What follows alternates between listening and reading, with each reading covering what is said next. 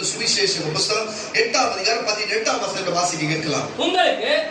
உங்களுக்கு கண்கள் இருந்தும் காணாது இருக்கிறீர்களா? காதுகள் இருந்தும் கேளாது இருக்கிறீர்களா?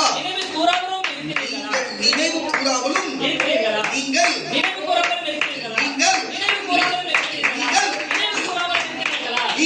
நினைவு கூறாமல் இருக்கிறீர்களா? என்ன காரியத்தை குறித்து தேவன் பேசுகிறார்? இயேசு கிறிஸ்து பூலோகத்திலே வாழ்ந்த பொழுது நம்முடைய சீஷர்களை பார்த்து இந்த வார்த்தை பேசுகிறார். என்ன காரியம்? அந்த இடத்துல என்ன சம்பவிக்கிறது? என்ன காரியத்துக்காக இதை பேசுகிறார்? என்ன வார்த்தை இது? நினைவு கூறாமலும் இருப்பீர்களா என்று கேட்கிறார். நினைவு என்று சொன்னா என்ன பொருளாக இருக்கிறது? நினைவு என்று சொன்னா ஒரு ஞாபகம் என்பது பொருளாக இருக்கிறது. நினைவு என்று சொன்ன ஞாபகம் என்று சொல்லு. நினைவு கூறும்படி செய்யுங்கள் என்று சொன்னா, நினைவு கூறாமல் இருக்கிறது என்று சொன்னா என்ன பொருளாக இருக்குது? நினைவு என்று சொன்னால் ஞாபகமாக இருக்கு. புரியுதா? நினைவு என்று சொன்னா ஞாபக சக்தி இந்த மாதிரி சம்பந்தப்பட்ட நினைவு என்று சொன்னா இப்படிப்பட்டதா இருக்கிறது. நினைவு கூறும்படிக்கு நினைவு கூறாமல் இருக்கிறீங்கன்னா நீ ஏன் நினைக்காம ஏன் இருக்கிற என்று பொருளாக இருக்கிறது. அப்ப நினைக்காம இருக்கிறதுக்கு என்ற பொருள் அர்த்தமா என்னவா இருக்குன்னு சொன்னா, ஒரு சம்பவம் நடந்ததுன்னு சொன்னா, நேற்று ஒருவரை பார்த்தோம், அவரோடு நம்ம பேசினோம், அவரோடு பழகினோம். அப்புறம் ஒரு மாதம் பிறகு அந்த தேதி 15ஆம் தேதி பார்த்தோம்னு சொன்னா, ஐயோ ஆமா இந்த இடத்துல நின்றார்களே, இந்த இடத்துல பேசினார்களே, இப்படி என்றாலும் சொல்லி நம்ம இருதயத்துக்குள்ள ஒரு உணர்வு வந்து நம்ம சிந்தை அதை நினைக்குமா? அந்த சிந்தை நினைக்கும் பொழுது அந்த நேரிலே நடந்தது எப்படி இருக்குமோ அப்படியே திரையில இருக்கிறது போலவே நம்ம மனதுக்குள்ளே ஓடுமா? இதுதான் நினைக்கிறதா இருக்கிறது. அப்படி நினைவு கூறுகிறதா இருக்கிறது என்னவென்று சொன்னா, அவர்கள் நம்மோடு பேசின வார்த்தைகளை, மகனே இதை செய்யுங்கள், மகனே இதை செய்யுங்கள், சகோதரா இதை செய், சீஷனே இதை செய் என்று சொன்ன வார்த்தைகளை, அவர் சொன்ன வார்த்தைகளை அவர் நம்ம கண் முன்பாக தோன்றது போல எடுத்துக்கொண்டு அந்த வார்த்தையின்படி நம்ம செய்யறோம் பாருங்க, அது நினைவு கூறுகிறதா இருக்கிறது. நினைக்கிறது சொன்னார்கள் மனதிலே அப்படி தோன்றுகிற ஒரு கற்பனை போல ஒரு திரைப்படத்தை பார்க்கிறது போல ஒரு காரியம் இருக்கலாம். ஆனா என்ன காரியம் சொன்னா, கேட்டுக்கொண்டிருக்கிற கர்த்தருடைய பிள்ளை, நினைவு கூறும்படி நான் அவர் சொன்னபடியே நம்ம செய்வோம் என்று சொன்னா நினைவு கூறுகிற காரியமாக இருக்கிறது. ஆனா இவர் இங்க என்ன சொல்றா, நினைவு கூறாமலும் இருக்கிறீர்களே என்று கேட்கிறார். என்ன பொருளாக இருக்கிறது? அங்க என்ன சம்பவம் இருக்கிறது? அங்கு நம்முடைய சீஷர்களை பார்த்து அவர் சொல்லுகிறாரு, பாருங்க, புளிப்பில்லாத அப்பத்தை குறித்தும் புளிப்பான மாவை குறித்தும் அவர் எச்சரிக்கை குறித்து பேசி வருகிறார். அந்த மாவை குறித்து நீங்க எச்சரிக்கையாக, புளித்த மாவை குறித்தும் புளித்த அப்பத்தை குறித்தும் நீங்கள் எப்பொழுதுமே எச்சரிக்கையாக இருக்க வேண்டும் என்று தம்முடைய சீஷர்களை பார்த்து சொல்லுகிறார். அவர் சீஷர்களை பார்த்து சொல்லும் பொழுது அதில் சீஷன் ஒரு சீஷன் மறு சீஷர்களை சொல்லுகிறார்.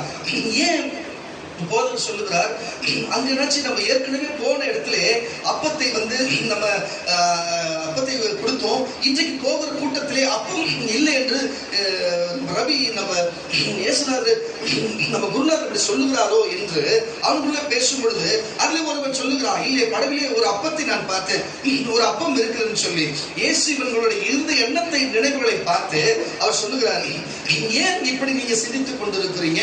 ஏன் உங்களுக்கு இப்படி ஒரு சிந்தனை வருகிறது? நான் எதை குறித்து சொன்னேன், நீங்க எதை குறித்து சிந்தித்து இருக்கிறீங்க? 5 அப்பத்தை வைத்து 5000 பேர்களுக்கு நான் கொடுத்து மீத 12 கூட எடுக்கவில்லையா? நான் 7 அப்பத்தை வைத்து நான் 4000 பேருக்கு கொடுத்து மீத அப்பத்தை நான் மீத கூடைகள், எத்தனை கூடைகள் நிறைய எடுத்தீங்க, நீங்க எடுக்கவில்லையா என்று கேட்கும் பொழுது, அப்போ இதை வச்சு நான் இவ்வளவு பேர் கொடுக்க முடியும்னு சொன்னா கூட நீங்க இவ்வளவுதானே இருக்கிறீங்க, போகிற இடத்துல என்னால கொடுக்க முடியாதா? என்னுடைய அற்புத அதிசயத்தை நீங்க பார்த்தீங்களே, நீங்கள் ஏன் இதை நினைக்கிறீங்க? நான் சொல்லுகிறது அதை சொல்லி குறித்து சொல்லவில்லை, நான் பரிசேயர்களை குறித்த புளித்த மாவை குறித்தும், நான் ஏறுதை குறித்த புளித்த மாவு, ராஜாங்கத்தை ராஜாங்கத்துடைய அரசியலை குறித்தும், அந்த ஏறுதை குறித்தும், நான் வந்து கிறிஸ்தவம் என்று சொல்லப்படுகிற இன்றைக்கு ஊழிய மதம் என்று சொல்லப்படுகிற இன்றைக்கு நிறைய மதத்தை குறித்தும் புளித்த மாவை குறித்து நான் உங்களுக்கு சொல்லுகிறேன். ஆனா நீங்க சாப்பிடுற அப்பத்தை குறித்து அதை இவர் கொடுப்பாரா என்று மாறி மாறி சிந்தித்துக் கொண்டிருக்கிறீங்களே. நீங்கள் கண்ணிருந்தும் காணாது இருக்கிறீர்கள், கண்ணிருந்தும் காணாது இருக்கிறீர்களே, நீங்கள் காதிருந்தும் கேளாது இருக்கிறீர்களே, நீங்கள் இன்னும் உணர்ந்து நினைவு கூறாமல் இருக்கிறீங்களே. அப்படின்னா நான் ஏற்கனவே 5 அப்பத்தை வச்சு 5000 பேருக்கு நான் கொடுத்தனே, உங்களுக்கு ஞாபகம் வரலையா? நீ உன் நினைவுக்கு வரலையா? 4 அப்பத்தை வச்சு 7000 பேருக்கு கொடுத்தனே, அப்போ உனக்கு 7 அப்பத்தை வச்சு நான் 4000 பேருக்கு இல்லையா? நான் எத்தனையோ அற்புதத்தை செய்திருக்கிறேன், அப்போ உனக்கு நினைவு கூற, உனக்கு ஞாபகம் இல்லை, நினைவு கூற முடியலையா? நான் இந்த அப்பத்தை குறித்து பேசுகிறேன்னு நீ எப்படி சொல்லுவ? நான் எதை குறித்து பேசுகிறேனோ அதை குறித்து நீ கவனி, நீயா ஒன்றை ஏன் சிந்தித்துக் கொள்ளுகிற என்று தம்முடைய சீஷர்களை பார்த்து கேட்கிறார். வாசிக்க கேட்ட வசனத்தை கூட மறுபடியும். உங்களுக்கு கண்கள் இருந்தும் காணாது இருக்கிறீங்களா? காதுகள் இருந்தும் கேளாது இருக்கிறீங்களா? நினைவு கூறாமல் இருக்கிறீங்களா? நான் 5 அப்பங்களை 5000 பேருக்கு நான் பங்கிட்ட போது நான் மீதியான துணிக்கைகள் எத்தனை கூட நிறைய நீங்க எடுத்தீங்க என்று கேட்டார். 12 என்றார்கள். நான் 7 அப்பங்களை 4000 பேருக்கு பங்கிட்ட போது மீதியான துணிக்கைகள் எத்தனை கூட நிறைய எடுத்தீர்கள் என்றார். 7 என்றார்கள். அப்படியானால் நீங்கள் இன்னும் உணராது இருக்கிறது எப்படி என்றார். அப்ப அவர் தான் சொல்லுகிறாரு, நீங்க இவ்வளவு அற்புதம் செஞ்சு கூட மறுபடியும் அப்பத்தை குறிச்சு பேச நினைக்கிறீங்களே, நான் அப்பத்தை குறிச்சு சொல்லப்பா, அப்பம் என்னோட தான் இருக்கிறது, நான் தான் அப்பமே, அது உங்களுக்கு புரியலையா? ஆனா நான் என்ன சொல்லுகிறேன், புளித்த மாவை குறித்து சொல்லுகிறேன். அடுத்த வசந்த வாசி என்ன பண்ண 6வது வசந்த வாசி 8:18 வாசிச்ச. ஆமா 8:18 வாசிச்ச. 8:16 வாசி. அதற்கு அவர்கள் நம்மிடத்தில் அப்பங்கள் இல்லாதபடியினால் இப்படி சொல்லுகிறார்கள் என்றார்கள். தங்களுக்குள்ளே யோசனை பண்ணி கொண்டார்கள். இயேசு அதை அறிந்து அவர்களை நோக்கி உங்களிடத்தில் அப்பங்கள் இல்லாதபடியினால் நீங்கள் யோசனை பண்ணுகிறது என்ன? இன்னும் சிந்தியாமலும் உணராமலும் இருக்கிறீர்களே, உங்கள் இருதயம் கடினமா இருக்கிறதா? உங்களுக்கு கண்கள் இருந்தும் காணாது இருக்கிறீங்களே. அதுக்கு முன்னாடி வசனத்தை நீங்க 5ல வாசிச்சீங்கன்னா உங்களுக்கு தெளிவா வாசி. 15 வாசி. அவர் அவர்களை நோக்கி நீங்கள் பரிசேயருடைய, அதுதான் சொல்ற, பரிசேயருடைய புளித்த மாவை குறித்து ஏரோதின் புளித்த மாவை குறித்து, அதுதான் சொல்ற, பரிசேயர் என்று சொன்னா மதத்தை சார்ந்திருக்கிறவர்களை குறித்து, புளித்த மாவை குறித்து, ஏரோது சொன்ன ராஜாவை குறித்து, அரசியலை குறித்தும் நீங்கள் எச்சரிக்கையா இருங்கள் என்று கற்பித்தார். அல்லேலூயா.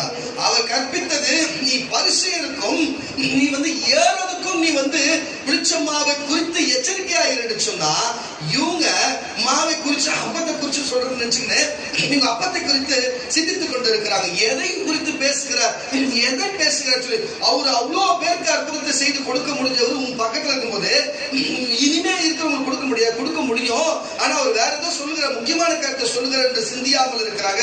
இன்றைக்கு நான் உங்களுக்கு சொல்லுகிறேன், அநேகருக்கு கண் இருந்தும் நீங்கள் காணாது இருக்கிறீங்க, நீங்கள் காது இருந்தும் நீங்க இன்னும் கேளாது இருக்கிறீங்க. கர்த்தருடைய பிள்ளைகளே, நான் உங்களுக்கு சொல்லுகிறேன், இப்படிப்பட்ட காரியம் இருக்கிறது. ஏம்பா இந்த மைக்கு நீ சரியா வச்சு என் தொண்டை கேட்டாருன்னு இருக்கலையா? ஏம்பா பவானிக்கும் எனக்கும் ஒரே தொண்டையாப்பா, கொஞ்சம் கவனிங்கப்பா, எல்லாமே கவனமா இருக்கணும். இன்னைக்கு இதுக்கப்புறம் ஒன்றும் பண்ண தொண்டை இது அறுந்துச்சு விடுறது, அது ஒன்றும் பண்ண முடியாது, அது அறுந்துச்சு, அவ்வளோதான், அது கரெக்டாக தான் இருக்கும். ஏன் சொல்ல எத்தனை வாட்டி சொன்னாலும் கேட்க மாட்டீங்க, ஏன் கஷ்டம் கொடுக்குறீங்கன்னு தெரியல. எனக்கு தான் பிரச்சனை தெரியல. உங்களுக்கு அவங்க உங்களுக்கு ஏற்ற மாதிரி செய்யுங்கப்பா, அதை செய்து புண்ணியமா போகும். ஒருவருக்கும் கரகரன்னு எனக்கு அது ஆரம்பிச்சு, அவ்வளவுதான். எதுக்கு நான் உங்களுக்கு சொல்லுகிறேன்னு சொன்னா, கேட்டுக்கொண்டிருக்கிற கர்த்தருடைய பிள்ளைகளே, பாருங்க, இப்படி நீங்க கண்கள் இருந்தும் காணாமலும் காதுகள் இருந்தும் கேளாமலும் நீங்கள் நினைவு கூறாமலும் இருக்கிறீர்கள் என்று சொல்லி, அப்ப நினைவு கூறலன்னு சொன்னா, அவர் அற்புதர், அவர் அடையாளம் செய்பவர், அவர் பலப்படுத்துகிறவர், அவர் எல்லாத்தையும் நமக்கு செய்பவர் என்று அறிந்திருக்க வேண்டும். நான் சொல்லுகிற சீஷர்களோடு அவர் அற்புதத்தை அடையாளத்தையும் செய்தது மட்டுமல்லாமல் அவர் அப்பத்தையும் கொடுத்து அநேகருக்கு மீதமும் எடுக்க செய்தார் என்ற அற்புதத்தையும் சீஷர்கள் கண்டு அவர்கள் உணராது இருக்கிறதுனால தான் அவர் என்ன சொல்ல வருது, அடுத்த கட்டம் என்ன சொல்ல வருகிறார் என்று சொல்லி உணராது இருந்தார்களா? இன்றைக்கும் நான் சொல்லுகிறேன் கர்த்தருடைய பிள்ளைகளே, உனக்கு முன்பு இந்த சபைக்கு வருவதற்கு முன்பு நீ எந்த நிலையில இருந்த, இந்த சபைக்கு வருவதற்கு முன்பு நீ எந்த நிலையில இருந்த, உனக்கு ஒருவேளை பணம் இருக்கலாம், நீ கேட்கிறவங்க உனக்கு கொடுக்கலாம், நீ போய் பள்ளி அளிச்சவனுக்கு எல்லாரும் செய்யலாம், அது வேற.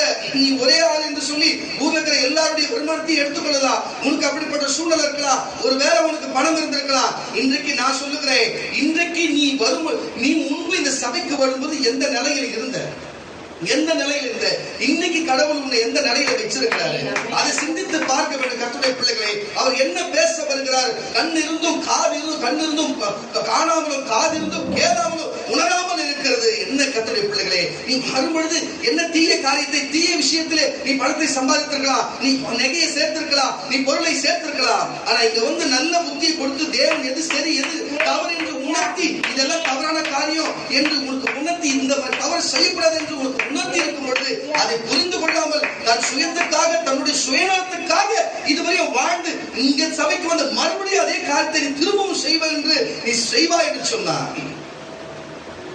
கர்த்தர் அவரும் சுயமானவர் தான். தன் பிள்ளைகளுக்கு என்று செய்ய ஆரம்பித்தார்னா உன் நிலையெல்லாம் கவலைக்கிடமா இருக்கும் என்பதை மட்டும் புரிந்து கொள். உன்னுடைய சுயநலத்துக்காக நீ ஒவ்வொரு காரியத்தையும் நீ எப்படி செஸ் போர்ட்ல காயை நகர்த்துகிறது போல நகர்த்துவாய் என்று சொன்னார். மனுஷனை உண்டாக்கின மனுஷனுக்குள்ள மூளை கொடுத்ததும் அவர் தான். உன் மூளைக்கே அவ்வளவு சிந்திக்க முடியும் என்று சொன்னார். கவனத்துக்காக நான் சொல்லுகிறேன், நீ வரும்பொழுது எப்படி வந்த, இங்க இருக்கும் பொழுது எப்படி இருந்த, இப்போ உன் நிலை என்ன என்று நீ சிந்தித்து பாரு. அதுதான் கண்களிருந்தும் காணாதபடிகளா இருக்கிறீர்களே, காற்றிலிருந்து கேளாதவர்களா இருக்கிறீர்களே, நீங்கள் இன்னும் உணராது இருக்கிறீர்களே, நீங்கள் நினைவு கூறாமல் இருக்கிறீர்களே. தேவன் நீ வரும்பொழுது உன் பாவத்தை மன்னிச்சாரு, உன்னை மீட்டாரு, உன்னை பரிசுத்தமாக்கினாரு, உத்தமமாக்கினாரு, அபிஷேகத்தை கொடுத்தாரு, கண்டிய பாஷை கொடுத்தாரு, வார்த்தை கொடுத்தாரு, ஊழியத்தை கொடுத்தாரு, சபையில் அதிகாரத்தை கொடுத்தாரு. இவ்வளத்தை கொடுத்து உன்னை பாதுகாத்து பரிசுத்த நீ கண்ணை மூடினா பரலோகம் போகிறவர்களுக்கு உனக்கு கர்த்தர் பல வாய்ப்புகளை கொடுத்திருக்கிறாரு. ஆனால் நீ அதை உணராமல், கண்ணிருந்தும் காதிருந்தும் உணராமல் எதை குறித்து பேசுகிறார்? ஒருவேளை என்னை குறித்து தான் பேசுவார், என் குடும்பத்தை குறித்து தான் பேசுவார், எங்க அம்மா குறித்து தான் பேசுவார், எங்க ஆத்தாவை குறித்து தான் பேசுவார் என்று இது போல குருட்டு எண்ணத்தோடு திருட்டு எண்ணத்தை விட்டு விட்டு மாத்தி விட்டு தேவன் எப்படி சீஷர்கள் ஒரு அப்பா இல்லைன்னு சொல்றாரா? ஒரு அப்பம் இல்லைன்றதுனால அவர் சொல்லுகிறார், இவங்களுக்குள்ளே பேசினது போல உனக்குள்ள நீயே பேசுகின்ற எண்ணத்தை மாத்தி விட்டு, என்னதான் இயேசு பேசுற, என்னதான் நபி பேச வந்தீங்க, குருவே என்னதான் பேச வரீங்க, தெய்வமே என்னதான் பேசுறீங்க, எனக்கு புரியலன்னு சொல்லிட்டு போன வச்சுங்களேன், புரிய வைப்பார். அல்லேலூயா. அவர் சொன்னது பரிசேயர்களை குறித்து, புளித்த மாவை குறித்தும், அங்க இருக்கிற ஏரோதுடைய ராஜ அரசாங்கத்தை குறித்தும் அவர் அங்கு சொல்லும் பொழுது, அந்த புளித்த மாவுக்கு இன்றைக்கு வருகிற அரசியலை குறித்தும், அரசியலின் சட்டத்தை குறித்தும், வருகிற புளித்த மாவு அத மதங்களை குறித்தும் எல்லாத்தையும் ஒழித்து கட்ட போகிறது. அப்படிப்பட்ட உள்ள காரியம் வரப்பொழுது நீ அதுக்கு எச்சரிக்கையா இரு என்று சொல்லி, புதிய மதத்துக்குள்ளே சில சபைக்குள்ளே இப்படிப்பட்ட தேவையில்லாத தீய காரியங்கள் எழும்ப போகிறது என்று சொல்லியும், இந்த ரெண்டு காரியத்தை குறித்து உனக்கு எச்சரிக்கையா பேச அவர் அன்றைக்கும் சொல்லுகிறார், இன்றைக்கும் சொல்லுகிறார். ஆனா நீ எதை கவனிக்காத, சிந்திக்காத, அவரால் எல்லாம் முடியும், அவரால் எல்லாம் செய்ய முடியும் என்று அந்த உணர்வு இல்லாத அவர் என்ன சொல்ல வர்றார், நம்ம என்ன செய்யணும் என்ற உணர்வுக்கு வராம நம்மளே நம்ம சிந்தித்து இருக்குது நியாயம். பக்கத்துல இயேசு உட்கார வச்சு நான் கேட்கிறேன், ரெண்டு சிஸ்டர் மாத்தி மாத்தி யோசனை பண்ணி பேசுகிறான். சொன்னவர் அவரு, என்னப்பா எனக்கு தெரியலன்னு கேட்ட வேலை முடிச்ச பக்கத்துல தானே இருக்கிறார். உங்க பக்கத்துல தீர்க்கதரிசி கொடுக்கப்பட்டிருக்கிறார், உங்க வேத புஸ்தகம் கையில கொடுக்கப்பட்டிருக்கிறது. நீங்களே உன்னை நினைச்சு கொண்டு நீங்கள் செயல்பட்டா, கண்ணு இருந்தும் காணாதவைகளை போல, காதிருந்தும் கேளாதவர்களை போல, உணராதவர்களை போல, நினைவு கூறாதவர்களை போல நீங்க இருப்பீர்கள் என்று நான் உங்களுக்கு சொல்லுகிறேன். கர்த்தருடைய பிள்ளைகளே, இயேசுவோட இருக்கும்போது அந்த சூழ்நிலை வரும்னு சொன்னா உலகத்துல மற்றவர்களுக்கு என்ன நடக்குமோ நடக்காது, நீங்களே புரிந்து கொள்ளுங்க. கரண தட்டி கத்த நாத்தமே. அப்போ என்ன காரணம் சொன்னா, அவர் செய்த காரியத்தை குறித்து, அவர் சொன்ன காரியத்தை குறித்து எப்பொழுதுமே நினைவு கூறுகிறது அவசியமா இருக்கு. அதான் அர்த்தம். அப்ப நினைவு கூறும் பொழுது அவசியமா இருக்கிறது. நான் உங்களுக்கு சொல்லுகிறேன், நீங்க இந்த சபைக்கு வரும்போது இருந்த பாவம் என்ன, நீங்கள் ஊரட்சி உலையில போட்டது போல அநேகருடைய வருமானத்தை தன் கரத்தில் பிடித்துக் கொண்டு நீங்கள் எத்தனை பாவத்தை செய்திருந்தீர்கள் என்று உங்களுக்கு தெரிந்திருக்கும், எத்தனை சாபத்துக்குள்ளே சிக்கிக் கொண்டிருந்தீர்கள் உங்களுக்கு தெரிந்திருக்கும், நீங்கள் எத்தனை வேதனைக்குள்ளாக இருந்தீர்கள் தெரிந்திருக்கும், நீங்கள் என்ன பாவத்தை, என்ன துரோகத்தை, என்ன காரியங்களா நீ செய்திருப்பீர்கள் உங்களுக்கு தெரிந்திருக்கும். ஆனா கர்த்தர் இங்க வந்து உங்களுக்கு ஞானஸ்நானம் கொடுத்து, மனம் திரும்புதலை கொடுத்து, பாவம் மன்னிப்பு, பரலோக ராஜ்ய நித்திய ஜீவனை கொடுத்திருக்கிறது. நீங்கள் இன்றைக்கு இருக்கிற சூழ்நிலையை பாராமல், இன்றைக்கு நீங்கள் தானே ராஜா தானே மந்திரி என்று நீங்கள் உங்களுக்குள்ளே சிந்தித்து இருக்கும் பொழுது, தேவன் சொன்னது கூட உங்களுக்கு, அவன் தேவன் பக்கத்துல இருக்கிற சீசனுக்கு புரியலங்க, அவர் நீ இப்படி சிந்திக்கிறியான்னு கேட்கிறாரு. அப்புறம் தான் அவனுக்கு இன்றைக்கும் நான் சொல்லுகிறேன், எத்தனை வார்த்தைகள் தேவன் கொடுத்தாலும் நீங்களே சிந்தித்துக் கொண்டு உங்களுக்குள்ளே பேசிக் கொண்டிருந்தா என்ன? சொன்னவங்க கிட்ட கேளுங்க, சொன்னவங்க கிட்ட கேளுங்க, கொடுத்தவங்க கிட்ட கேளுங்க. அப்பதான் என்ன பேசணும், என்ன சொல்லணும் உங்களுக்கு புரிதலா இருக்கும். கேட்டுக்கொண்டு இருக்கிற கர்த்தருடைய பிள்ளைகளே, தயவு செய்து கொஞ்சம் மனம் திருந்து. என்ன நோக்கத்துக்கு இந்த சபைக்கு வந்தோம்? இந்த நோக்கத்துக்கு என்ன நோக்கத்துக்கு வந்தோம்? இயேசு வருத்தப்பட்டு பாரம் சுமக்கிறவர்களே, நீங்கள் யாவரும் இடத்தில் பாருங்க, நான் இளைப்பாறு தருவேன் என்று சொல்லி இந்த சபை உங்களை அழைச்சது. நீங்க எதுக்கு வந்தீங்க? அப்ப இங்க எனக்கு இளைப்பாறு வேணும்னு வந்தீங்க. அப்ப இங்க வந்து என்ன செய்யணும்? பாவ மன்னிப்பு, பரலோக நித்திய ஜீவனை இயேசு கொடுக்கிறேன்னு சொன்னாரு. அது கொடுக்கறதை நம்ம பெற்றுக்கொள்ளணும்னா ஒழுங்கா ஜெபிக்கணும், வேதத்தை வாசிக்கணும், சபைக்கு வரணும், எது செய்ய ஊழியக்காரர்கள் கேட்டு செய்யணும். இது பேட்டர் நம்ம சபைக்கு இருக்கா இல்லையா? இதுல எதுவுமே செய்ய மாட்டேன், ஆனா அவரு உனக்கு இளைப்பாறை கொடுக்கணும், சமாதானத்தை கொடுக்கணும். உனக்கு எப்படி கொடுப்பாரு? உனக்கு நிம்மதி இல்லாத இருக்குதே. இப்போ நீ எங்க போன உனக்கு எந்த நிம்மதி கிடைச்சிடும்? உனக்கு யாருக்கிட்ட போன எந்த நிம்மதி கிடைக்கும்? உனக்கு யார்கிட்ட பேசினா எந்த சூழ்ச்சியான காரியம் செய்தா இதோ செஸ் போர்ட்ல இருக்கிற காயின் மாத்தி வச்சு செக் வைக்கிறது போல வச்சாலும் செக் உனக்கு வச்சாலும் வச்சுக்க, அல்லது மாற முடியாது என்பதை மட்டும் உனக்கு எச்சரித்து சொல்லுகிறேன். கேட்டுக்கொண்டு இருக்கிற கர்த்தருடைய பிள்ளைகளே, தயவு செய்து சொல்லுகிறேன், பாருங்க, நீங்கள் ஆடுகிற ஆட்டம் உங்களுக்கு மூளை கொடுத்த தேவன் என்று மறந்து விடாதீங்க. ஊழியத்துல உங்களுடைய ஆட்டத்துல ஊழியத்துல கொண்டு வராதீங்க. உங்க வீட்டோட வச்சுக்கணும். ஊழியத்துல ஆட்டத்தை கொண்டு வரணும்னு சொன்னா அது உங்களோட நேருக்கு எதிராக ஆடுகிறவர் இயேசு என்பதை மறந்து போகாதீங்க. நீங்க அடுத்த காய் என்னத்தை நவுத்துவீங்கன்னு இயேசுவுக்கு தெரியும். அதனால தயவு செய்து யாரோடு ஆடுகிறோம் என்று, யாருடைய மூளை கொண்டு ஆடுகிறோம் என்று சொல்லி, யாருடைய ஒத்தாசை கொண்டு ஆடுகிறோம் என்று உங்களுக்கு தெரிய வேண்டும் என்று நான் உங்களுக்கு எச்சரிக்கிறேன். தேவன் ஒரு அழைச்சார்னா அந்த அழைப்புகளை நிக்கணும். சில ஊழியக்காரர் அழைச்சாலும் ஊழியத்துக்குள்ள நிக்கணும். எதுக்கு உங்களை தெரிஞ்சுக்க கொண்டு வந்தாரு? ஊழியம் செய்வதற்காக, ஊழியத்துடைய காரியத்தை செய்வதற்கு, சபை வளர்வதற்காக, குடும்பம் நல்லா இருப்பதற்காக கொண்டு வந்தாங்க. ஆனா ஏனை கொடுத்து தலையில மண்ணவாரி போடுகிறது போல பல காரியம் வாங்கினாலே நீ மண்ணவாரி போட்டுக்கிறேன்னா இது நியாயமா? செத்தவனுக்கு தான் வாயில அரிசி போடுவோம் நான் கேள்விப்பட்டுக்கிறேன். வாய்க்கரிசி கேள்விப்பட்டிருக்கீங்களா? ஆனா உயிரோடுக்கும் மண்ணவாரி போட்டுக்கிற வாயில, இதெல்லாம் நியாயமா? சொல்லுங்க. சுவிசேஷம் சொல்லுகிற வாயில மண்ணவாரி போட்டுக்கிறியே, இது நியாயமா? நீங்களே யோசனை பண்ணி பாருங்க. கர்த்தருடைய பிள்ளைகளை யோசனை பண்ணி பாருங்க. தேவன் ஒண்ணு சொன்னா அவர் சொன்னதுதான். நம்மளா ஒண்ணு சிந்திக்க கூடாது. அவர் என்ன இயேசு என்ன சொல்றாரு? சொன்னதை விட்டுறானுங்க, அதை யோசிக்கல. இவனுங்களாவே சிந்திக்கிறானுங்க. அப்போன்னு வந்துச்சு, மாவுன்னு வந்துச்சு, ஒரு மாவு இல்லைன்ற சொல்றாரு போல இருக்கு. என்ன வார்த்தை? அப்படிதான் வந்தாங்க. அப்படி 15-18 அப்படியே வாசனை. அவர்களை நோக்கி நீங்கள் பரிசேயருடைய குறித்த மாவை குறித்தும் ஏரோதின் குறித்த மாவை குறித்தும் எச்சரிக்கையா வருகிற காலம் இப்ப இருக்கிற இந்த அரசியலுக்கு எச்சரிக்கையா இருங்க. இப்போ மதத்தை சார்ந்திருக்கிற வரப்போகிற பிரச்சனைக்கு நீங்க எச்சரிக்கையா இருங்க. ஒவ்வொரு சபையிலும் ஊழியம் செய்கிற பிசாசு, ஊழியம் செய்கிற பிள்ளைகளையும் சரி எல்லாரையும் சோதித்து எல்லா இடத்துல நெருக்குற காரியத்தை கொடுப்பான் என்று ஏற்கனவே நம்ம 2026 ஆரம்பிக்கிறது முன்பே சொல்லி இருந்தோம். அது இப்போ அங்கங்கே நடந்து வருகிற கைகளை தட்டி ஒரு அழகை சொல்லுங்க. அப்போ நம்ம எச்சரிக்கையா இருக்க வேண்டும் என்று கற்பித்தார். அதுக்கு அது கேட்டுக்கலாம். அவங்க நினைக்கிறாங்களா? நம்மிடத்தில் அப்போ நம்ம வச்சு ஒருவேளை அப்ப இல்லாதனால வேலை இப்படி சொல்றாரு. ஏடா எதுக்கு சொன்னாலும் சொன்னவன்ட்ட கேட்காம இவனுங்களுக்குள்ளே மாத்தி பேசுகிறானுங்க. வாசியா சொல்லுகிறார் என்று தங்களுக்குள்ளே யோசனை பண்ணி கொண்டார்கள்.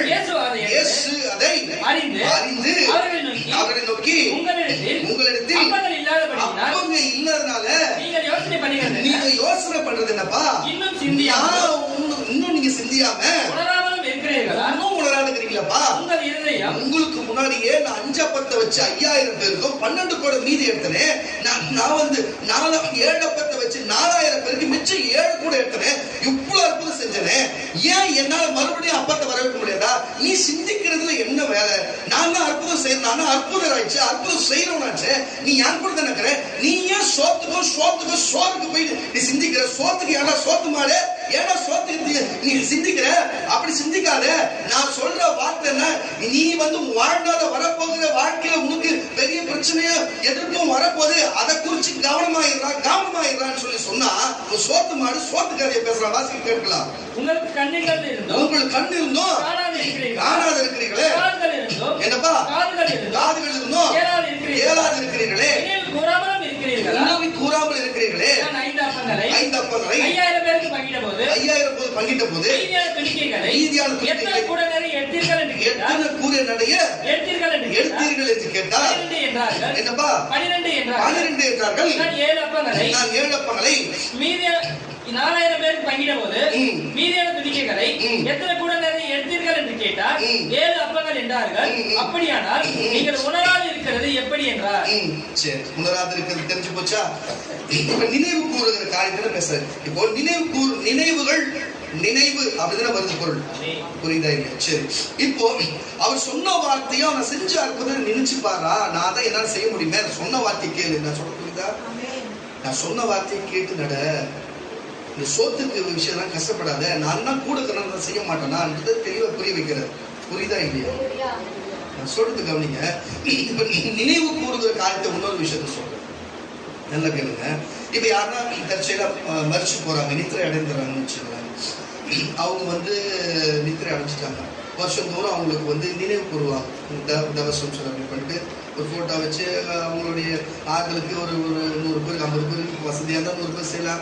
7 10 பேருக்கு குடும்பத்தோடு செஞ்சு அதை நினைவு கூறும்படி எங்கள் அம்மா இப்படி வாழ்ந்தாங்க, எங்கள் அப்பா இப்படி வாழ்ந்தார், எங்கள் தாத்தா இப்படி வாழ்ந்தார், எங்கள் அண்ணன் இப்படி வாழ்ந்தார் சொல்லி அவங்களோட நினைவு அவங்க எனக்கு இதெல்லாம் செஞ்சாங்க, அதெல்லாம் செஞ்சாங்க, இதெல்லாம் செஞ்சாங்க சொல்லி நம்ம நினைவு கூர்ந்து நம்ம என்ன பண்ணுவோம், ஒரு 10 பேருக்கு சாப்பாடு கிறிஸ்தவத்தில் நான் சொல்றது பெந்தகோஸ்து கிறிஸ்தவத்தில் கொடுப்போம். நான் மற்ற கிறிஸ்தவத்தை பற்றி சொல்லவில்லை. அவங்களாம் எப்படி பண்ணுவான்னு எனக்கு தெரியும். எப்படி சமாதி பஸ் பலன் தோண்டிட்டு கட்டி எழுப்பி அவங்க சோறு கூட ஊட்டிட்டு வருவாங்க. கர்த்தர் நல்லது அவங்களுக்கும். ஆனால் நமக்கு அப்படிலாம் தெரியல. நம்ம செத்ததுக்கு அப்புறம் சுடுகாடு பக்கமே போக மாட்டோம். புரியுதா இல்லையா? எதுவாக இருந்தாலுமே வீட்லேயே தான் நம்ம. புரியுதுங்களா உங்களுக்கு?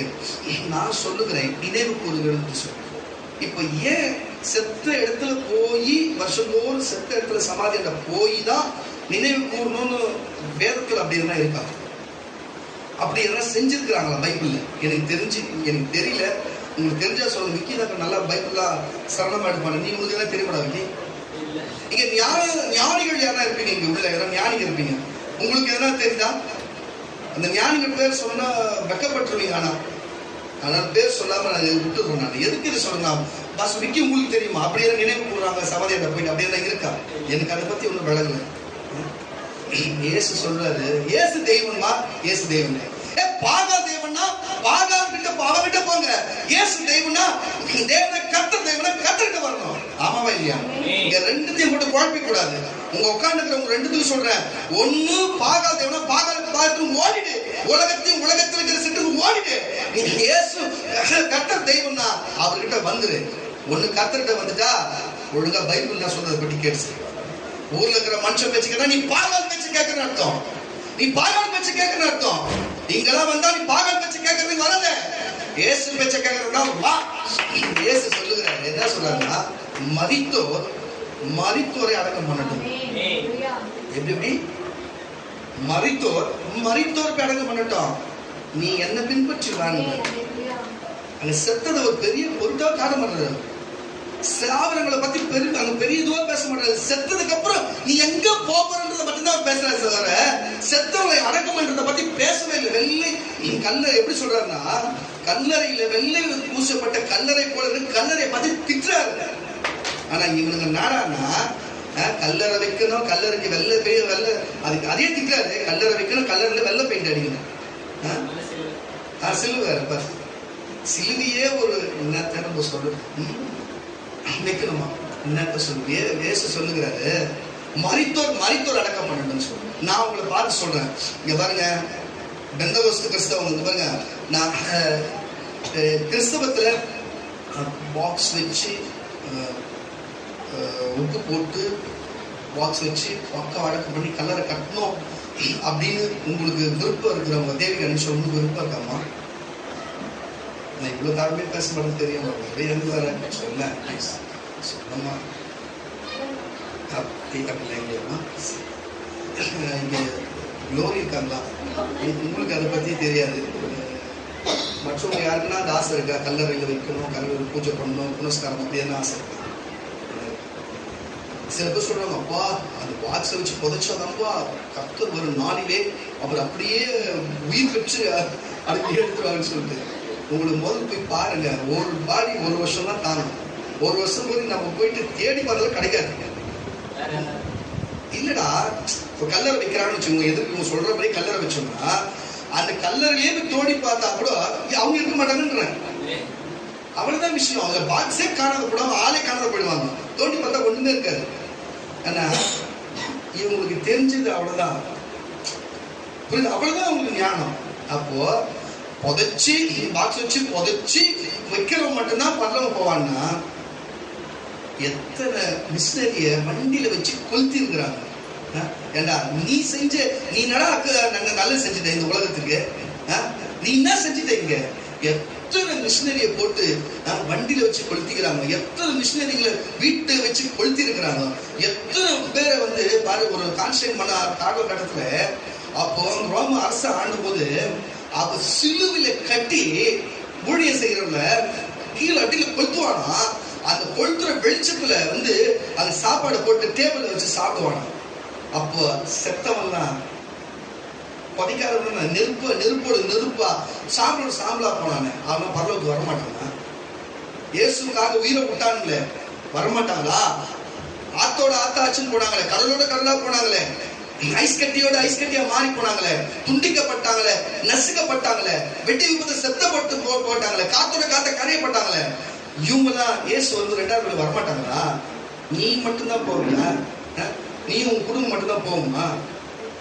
நான் கேட்கிறேன். நினைவு கூறத்துக்கு கல்லறைக்கு போகணும். நான் சொல்லுகிறேன், அப்படி ஒரு எண்ணங்கள் இருக்குன்னு சொன்னா தயவு செய்து உன் கையெடுத்து நான் கும்பிடுகிறேன், எங்க சபைக்கு வராதிங்க. எங்க சபைக்கு வந்து நாங்க கல்லறைலாம் நாங்க தரமாட்டோம். எங்களுக்கு சுடுகாடுலாம் கிடையாது. புரியுதா? எங்களுக்கு சுடுகாடு கிடையாது, உங்க கல்லறைலாம் தரமாட்டோம்.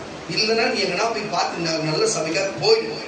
இங்க வந்து எனக்கு கல்லறை கட்டணும், எனக்கு சபை வேணும், கல்லறை கட்டணும், எங்க குடும்ப கல்லறை தான் புதைக்கணும்னா அன்னைக்கு வராத. தயவுசெய்து இன்னைக்கே நல்லவங்களா இருந்தா நீங்க போயிடணும். நீங்க யாருன்னா செத்தீங்கன்னா உங்களை வந்து இந்து சுடுகாடு தான் புதைப்போம். இங்க செம்மஞ்சே இருக்கிற சுடுகாடு தான் புதைப்போம். சரியா? இல்லைன்னா நீங்க எங்கன்னா உங்களுக்கே இடம் பார்த்து எங்கன்னா ஒரு 10 இடம் வாங்கி உங்களுக்கு கல்லறை கட்டிங்க. வேணும்னா நீங்க ஆசைப்பட்டீங்கன்னா அங்கேயே வந்து புதைக்கிறவங்கள. புரியுதா இல்லையா? அங்கேயே கடங்க, பரலோகத்துக்கு போவாதீங்க, அங்கேயே இருங்க. புரியுதா? இன்னொரு தடவை இந்த வார்த்தை என் காதுல கேட்க கூட சபைக்கு வரக்கூடாது. நீங்களே டீசெண்டா ஒதுங்கி போயிட்டீங்கன்னா உங்க ஆவிக்கு அது நல்லதா இருக்கும். இதுக்கு மேல எனக்கு கோவப்பட கூடாது. இங்க வந்து இது உயிரோடு இருக்கிற சபை, இங்க செத்த சபை கிடையாது. மரித்தோர் அடக்கம் பண்ணணுங்குது. வெள்ளை அடிக்கப்பட்ட கல்லறை போல இருக்கிற கல்லறை பார்த்து திட்டுறாரு அவரு. என்னங்க இதெல்லாம் கூத்தாகுது, கிண்டலாகுது உங்களுக்கு. நானும் பாக்குறேன். இந்த நம்ம சபையில எல்லாம் வந்து சுடுகாடு கிடையாது. நம்ம சபையில சுடுகாடு கிடையாது. புரியுதா இல்லையா உங்களுக்கு? நீங்க நான் அடக்கம் பண்ற மாதிரி தான் உங்களை போயிட்டு இந்து சுடுகாடு தான் அடக்கம் பண்ணுவேன். புரியுதா? அங்க போயிட்டு பால் ஊத்துறது வருஷம் விதாசம் பண்ணாங்களாம் பண்ண முடியாது. போச்சா நீங்க எடுத்து கொடுத்து வேற யாரும் பதிப்பாங்க. அவ்வளவுதான். இஷ்டம் தான் சபைக்கு வா, இல்லைன்னா உண்டு. புரியுதா? நீ ஆவியோடு தான் இருக்கணும். தேவன் ஆவியா இருக்கார். அவர் ஆவியோடும் உண்மையோடும் தொழுது கொள்ளுன்றாரு. அவ்வளவுதான். சரீரம் மண்ணில் இருக்கப்படி மண்ணுக்கே போவோம். அவ்வளவுதான், அமைஞ்சு போச்சு. அது நீ திருப்பி பழந்தோடி பரவாயில்ல இருக்காது. நீ இப்ப கல்லறை எப்படி நீ இப்போ பேரிஸ் போய் இப்ப கடற்கரை போய் பாரு, அங்க அப்படியே முழுசா பழகி கல்லாம் கட்டி வச்சு 2 தட்டு தட்டி போட்டு பழந்தோடி பாரு, ஒண்ணுமே இருக்காது. வெறும் மண்ணு தான் இருக்கும். என்னடா இது இவ்வளவு பசங்க வெள்ளக்காரலாம் போச்சுக்கிறாங்க, ஒண்ணும் இருக்காது. இதுல உனக்கு தெரிஞ்சது அவ்வளவுதான். இன்னொரு தடவை நான் நினைவு கூறுவேன், எங்க தாயை நினைவு கூறுவேன், தகப்பனை நினைவு கூறுவேன், என்னையும் என் பிள்ளைங்க நினைவு கூற வைப்பேன்னு சொல்லி இந்த நினைவு கதையெல்லாம் இங்க பேசுனீங்கன்னா அப்புறம் உங்களுக்கு நினைவஞ்சலி செலுத்துற மாதிரி ஆயிடும். பார்த்துக்கோ, உன் நல்லது நான் சொல்றேன். புரியுதா? உனக்கு நல்லபடியா இருக்கணும்னா இங்க இரு. இல்லையா இந்த மாதிரி வேலைலாம் இருந்ததுன்னா தயவு செய்து நீ வேற சபைக்கு போ. நீ எங்கன்னா போய் அந்த கல்லறை நல்ல சபை சிஎஸ்ல சேர்ந்து, இல்ல போயிட்டு ரோமன் கேத்தலிக் சேர்ந்து, அங்கதான் உன் கல்லறை தருவாங்க. எந்த சபையில கல்லறை கிடையாது. போயிட்டு இதோட புரியுதா? என்ன சொல்றது உங்களுக்கு? இங்க ஜீவனுள்ள சபைனா ஜீவனை பத்தி பேசு, உயிருள்ள சபைனா உயிருள்ள இருக்கிற வரையும் என்ன வாழ்க்கை அதை பத்தி பேசு. செத்ததுக்கு அப்புறம் கதைக்கு வராத. அப்போ நினைவு கூறுறதுக்காக கல்லறை கடன் என்னையா இதெல்லாம் இங்க சபை கிடையாதுங்க. நீங்க வாக்கிய பேசாத போனா போங்க, என்ன போய் கலக்க முட்டா முட்டுங்க, போய் என்ன போய் சொல்லுங்க, என்னன்னா பண்ணுங்க. எனக்கு நீங்களா ஒண்ணும் பண்ண முடியாது. கர்த்தர் என் கூட இருக்கிறாரு. அவ்வளவுதான். நீங்க என்ன பண்ணுக்கோங்கன்னா உங்களுக்கு சபைக்கு உங்களுக்கு கல்லறை கிடையாது. நான் வந்து உங்களை புதைக்கிறோம். எனக்கு விருப்பப்பட்டு இருந்தா நான் செம்மஞ்சேரியில தான் புதைப்போம். புரியுதா? எங்க அப்பா அப்படிதான் எங்க இருக்கிறாரே தெரியும். ஆனா பரலோகத்துல நம்புறோம். என் தம்பிக்கு கலரோட கட்டல, எங்க இருக்கிறாங்கன்னு தெரியல. எங்க தாத்தா ஒரு இடத்துல போச்சு, எங்க இருக்கிறாரே தெரியாது. இதெல்லாம் எதுக்கு சொல்றேன்னா நாங்க அதை செய்யல. நாங்க எங்களுக்கு அதுல நம்பிக்கை இல்லை. எங்களுக்கு இயேசு மேல நம்பிக்கை. ஆவி பரலோகத்துக்கு போயிடுச்சு, அவ்வளவுதான். நாங்க அதை நம்புறோம். திருப்பி வரப்போகுது, அது வரும்போது வரப்போகுது, அதை நம்புறோம், அவ்வளவுதான். சரீரம் எப்படி போச்சோ எங்களுக்கு பிரச்சனை கிடையாது. சரீரம் எப்படி போனாலும் சாம்பலுக்கு சாம்பலாக, மண்ணுக்கு புழுதிக்கு புழுதியாக, மண்ணுக்கு மண்ணாக தான் தேவன் சொல்லி அதை பதவி சொல்றாரு. அப்ப புரியுதா இல்லையா உங்களுக்கு? அப்போ ஏற்கனவே எரியப்பட்டவன் நீ சுயநலவாதி. அப்ப ஏற்கனவே எரிச்சு கொண்டவன், வெட்டி கொண்டவன், கல்லெறில கொண்டப்பட்டவன், காத்தோட காத்தா கலந்தவெல்லாம் நரகத்துக்கு போயிடுவான். ஏசாப்பாக அவளுக்கு கூட செஞ்சவன். நீ மட்டும் அப்படியே பரலோகத்துக்கு போயிடுவேன். நயா கெட்டன்னு அவங்களுக்கு எல்லாம் அவங்களே அப்படிப்பட்டவங்களே அவங்க சூழ்நிலை. நம்ம எப்படி அங்க சிந்திக்க தேவையில்ல. இன்னொரு இடத்துல கேட்க கூடாது. இங்க புரியுதா இல்லையா? இங்க ஒருத்தர் இருந்தாரு, அவர் இப்ப சத்த சபைக்கு போறாரு போது தெரியுது. அவர் இப்ப கேட்டுனே இருப்பாரு. 2 தடவை கேட்டாரு. அது செஞ்சாரா இல்லையான்னு தெரியல.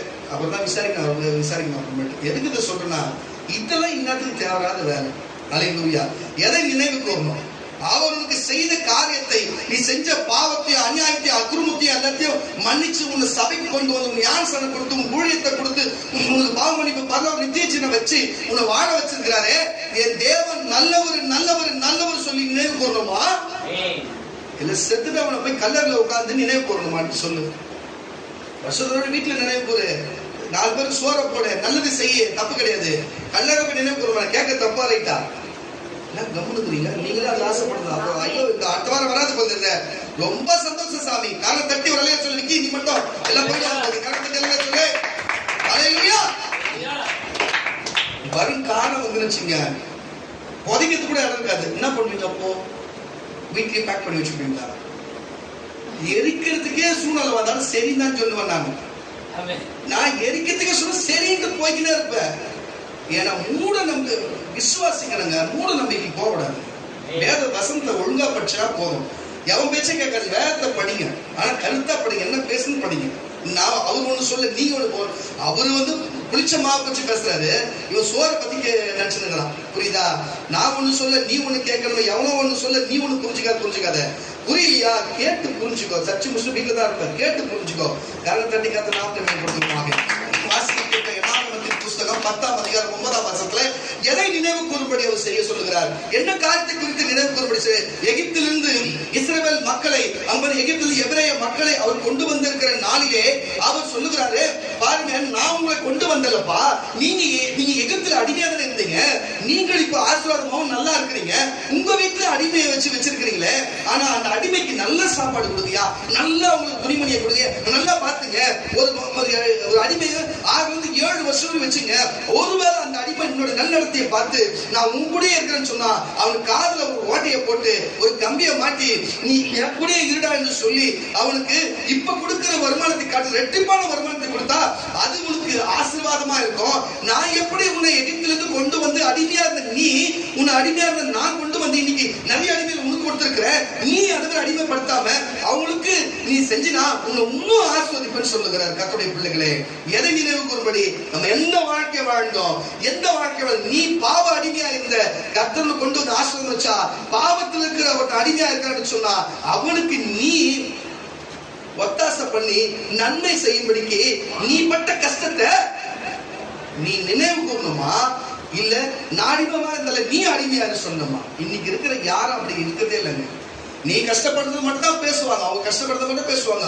ஆனா நம்மகிட்ட மட்டும் கஷ்டப்படுறேன், நம்மளால மட்டும் கஷ்டப்படுறேன்னு பார்க்க மாட்டாங்க. அவன் கஷ்டத்துல தான் வச்சிருப்பாங்க.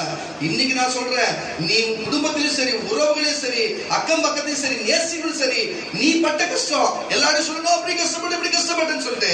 ஆனா நீ ஒருத்தவங்க கஷ்டத்தை கொடுத்துருக்கிற பாரு, அது நியாயமா? உன் கஷ்டத்தை நீ நினைவு கூர்ந்தா மத்தவனுக்கு கஷ்டத்தை கொடுப்பியா? சொல்லுங்க, வாசிக்க கேட்கலாம்.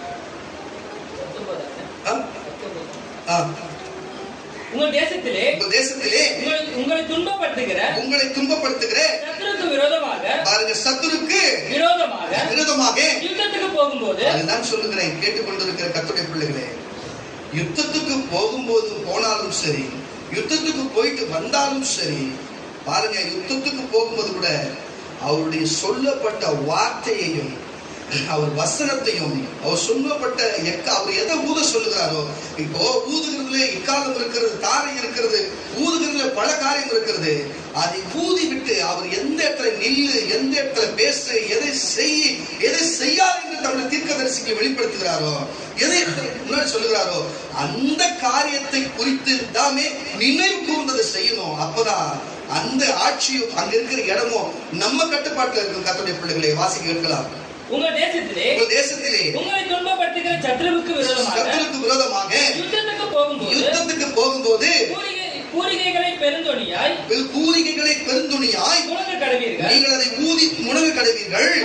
அப்பொழுது தேவனாகிய கர்த்தருடைய சமூகத்திலே, அதுதான் விஷயம். காரங்களை தட்டி வரல சொல்லல. இந்த விஷயம் இவ்வளவு நேரமா நம்ம நினைவு கூறணும்னாரு. ஆனா இந்த மாதிரி நீ செஞ்சு வச்சிய அவர் நம்மளை நினைவு கூறுவார். அப்படின்னா இவ்வளவு நேரமா விஷயமே கதையே என்னன்னா, அவர் செஞ்சத நன்மை நம்ம நினைவு கூறணும். ஆனா அவர் சொன்னதை நம்ம செஞ்சுட்டோம்னு வச்சுங்களேன், அவர் நம்மளை நினைவு கூறுவார். வாசி கேட்கலாம். உங்கள் தேவனாகிய கர்த்தருடைய சமூகத்திலே, நீங்கள் நினைவு கூறப்பட்டு அப்ப நினைவு கூறுறதுன்னு ஒரு அர்த்தம். புரியுதா இல்லையா? நீங்க நினைவு கூறணும். நீங்கள் நினைவு கூறப்பட்டு, நம்மள பார்த்து சொல்லி நினைவு கூறப்பட்டு உங்கள் பகைஞருக்கு நீங்களாக்கி நீங்கள் காப்பாற்றப்படுவீர்கள். அல்லேலூயா. அப்ப எது செஞ்சாலும், ஒரு யுத்தத்துக்கு போனாலும், எந்த காரியத்தை சொன்னாலும் தேவனை நினைவு கூர்ந்து அவர் சொல்லப்பட்ட வசன வார்த்தை கேட்டு, வார்த்தை கேட்டு போயின்னு சொன்னா, அல்லேலூயா, தேவனுடைய நினைவு. என் குழந்தை போது யுத்தத்துக்கு, என் குழந்தை வேலைக்கு போது, என் குழந்தை ஊழியத்துக்கு போது, என் மகன் செய்யல, என் மகன் செய்யல, அவர் உன்னை நினைவு கூறுவாரா? அல்லேலூயா. மனுஷன் முதல் நீ ஒரு நினைவு சொன்ன காத்து நினைவு கொண்டா, அப்ப தேவன் உன்னை கவனமா வச்சிருந்தா உன்னை யார் என்ன செய்ய முடியும்? உபாகமத்தின் புஸ்தகம் 15ஆம் அதிகாரம் 15ஆம் வசனத்தை வாசி கேட்கலாம். இப்ப வரும் அந்த வசனம், இந்த வார்த்தை. நீங்கள் எகிப்திலே அடிமையாயிருந்ததையும், கரங்களை தட்டி அல்ல சொல்லுவாங்க, கரங்களை தட்டி அல்ல சொல்லுவாங்க. அதான் சொல்லுகிறேன், எகிப்திலே அடிமையா இருக்கும் பொழுது இங்க அடிமையா இருந்தாங்க. ஆனா இவங்க ஆஸ்வதிக்கப்பட்டு வெளியில இருந்து விடுதலை ஆகி இவங்களுக்கு அடிமையா இருக்கும் போது பல பேர் என்ன பண்ணாலும் அடிமைத்தனத்துல வச்சாங்க. தேவனுக்கு அது பிடிக்கல. நீ அடிமையா இருந்தலையா, உங்க அடிமை அப்படி பண்ணாத, உங்ககிட்டயே அவனுக்கு எல்லாத்தையும் நல்லது செய்ய. ஆனா 7 வருஷம் ஆச்சு அவன் விடுதலை பண்ணிடு. ஒருவேளை நீ செய்த நல்லதை பார்த்து உன் கூட இருக்கிறான்னா அவனுக்கு அடையாள காதல் ஒரு குத்தி, ஒரு அடையாளத்தை கம்பி குத்தி, ஒரு அடையாளத்தை போட்டு கூட வச்சுக்கோ. அவனுக்கு ஆசை ரெட்டிப்பான வருமானத்தை கொடுப்பான்னு. நம்ம வரும்போது எப்படி கஷ்டப்பட்டு வந்தோம், நம்ம கஷ்டப்பட்டு வந்தோம்ல. ஆனா நம்ம மத்தவங்க கஷ்டப்படலாமா? நான் கேட்கறது புரியுதா இல்லையா? நம்ம பட்ட கஷ்டத்தை நினைவு கூர்ந்தா, ஐயோ நம்ம பட்ட கஷ்டத்தை நம்ம மத்தவங்க கொடுக்க கூடாது நினைக்கிறோமா? நினைக்க கூடாது. நம்ம கஷ்டம் வாயில சொல்லுவாங்க. ஆனா மத்தவங்க கஷ்டப்பட்ட அவங்க ஒரு நாளும் உதவி செய்ய மாட்டாங்க. அப்படி மீறி எல்லாம் ஒண்ணு செஞ்சுட்டாங்கன்னு வச்சுங்க, நான் இல்லைன்னா அவங்களே இல்லை அப்படின்னுவாங்க. என்னத்த சொல்றது? வாசிக்க கேட்கலாம். நீ எகிப்திலே அடிமையா இருந்ததையும் என் தேவனாகிய கர்த்தர் உன்னை மீட்டுக் கொண்டதையும் நினைவு கூற கடவாய். நீ அடிமையா இருந்ததை உன்னை மீட்டுக் கொண்டதை நினைவு கூற கடவாய். நீ உலகத்திலே பாவத்திலே அடிமையா இருந்த, நீ பொல்லாத விஷயத்திலே அடிமையா இருந்த, நீ பொறுக்கித்தனத்திலே பல காரியத்தில் அடிமையா இருந்த உன்னை இயேசு எகிப்து என்னும் அடிமைத்தனத்தில் என்னும் இந்த உலகத்தில் இருந்து உன்னை மீட்டுக் கொண்டதை நீ உன்னை நினைவு கூறும்படி. ஐயோ என்னை மீட்டுக் கொண்டார் நினைவு கூறாம, நானே பிறந்துட்டேன், நானே வாழ்ந்துட்டேன், நானே சாப்பிட்டேன், நானே தூங்கிட்டேன், நானே பிள்ளை பத்துட்டேன்னு சொல்றியே, இதெல்லாம் உனக்கு நியாயமா? அப்படி நீ மீட்டுக் கொண்டதை கூட உனக்கு அடிமை இருக்கும் என்ன செய்யணும்? அவங்களை அடிமைப்படுத்தாம, அவங்களை வஞ்சிக்காம, அவங்களை ஆசீர்வதிக்கணும் தேவன் சொல்லுகிறார். அதெல்லாம் தேவனோட சிந்தனையா இருக்குது. ஆனா உனக்கு ஒருத்தன் கையில மாட்டீங்கன்னா, அவங்க குடிமும் கையில இருந்தா அவன் நசுக்கிறது, அவங்களை வேதனைப்படுத்துறது, அவன் துன்பப்படுத்துகிறது. உன் கை நீட்டி ஒரு காசு வாங்கிட்டா, உன் கையில ஒரு பொருள் வாங்கிட்டா, உங்ககிட்ட இருந்து ஏதாவது ஒன்று பெற்றுனா அவங்கள போட்டு ரொம்ப கழுத்து வச்சு நெரிக்கிறது. இதெல்லாம் நல்லதா? இது சரியானதா? ஒரு காலத்துல நீங்களும் கையேந்தி வாங்கினவங்க தானே, நீங்களும் ஒரு பொருள் கிடைச்சா நல்லா இருக்குமே எண்ணுகிறவங்க தானே. இன்னைக்கு உங்களுக்கு ஒரு பொருள் வந்துட்டா மட்டும் மத்தவங்க அதை வாங்கிட்டாங்கன்னா இப்படி நசுக்கிறது நியாயம்? கொடுத்தது தெய்வம். நீயும் பிள்ளைன்னா உங்கள்கிட்ட வாங்கணும் பிள்ளைதான், அதை மறந்து போவாதீங்க. கொடுக்கிறவருக்கு எடுக்கவும் தெரியும். புரிஞ்சுக்கொள்ளுங்க. கிட்ட வாசி கேட்கலாம்.